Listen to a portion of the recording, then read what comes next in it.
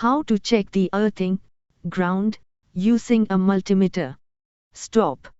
Before you plug in another device, do you know if your home's earthing is actually safe?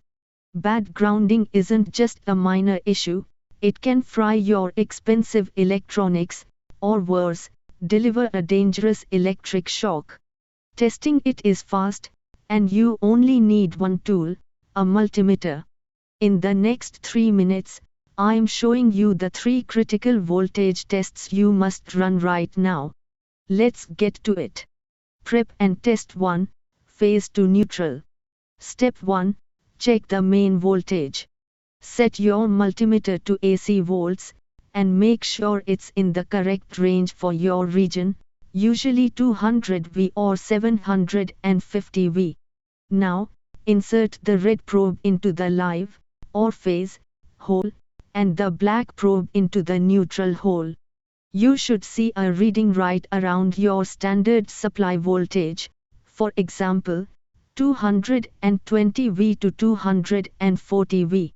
This is your baseline. If you read 0 or a very low number, you have a serious wiring fault. If this test passes, let's move to the safety check. Test 2 and the critical indicator, phase to earth. Step 2, the primary safety check, phase to earth. Move the black probe from the neutral hole to the earth, ground, hole. Keep the red probe on the live. Your reading here should be nearly identical to your step 1 reading. If your phase to neutral reading was 230 V, your phase to earth reading should also be close to 230 V. This confirms that your earthing system is properly connected back to the main service panel and is capable of carrying a fault current. If your reading is significantly lower, say, 150 V or less, your earthing connection is poor, high resistance, and critically dangerous. Stop using that socket immediately. Test 3, the zero test, neutral to earth. Step 3, the perfect ground test, neutral to earth.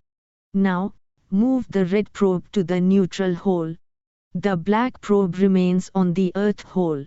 In a perfectly wired system, this voltage should be very close to 0 volts, ideally under 1 or 2 volts. Why? Because neutral and earth are theoretically at the same potential. A reading higher than 5 volts indicates a poor or broken neutral connection, which can be just as hazardous. Conclusion and next steps. You have done it. You now know how to check your earthing and keep your home safe. To summarize, phase to neutral must equal phase to earth, and neutral to earth must be near 0.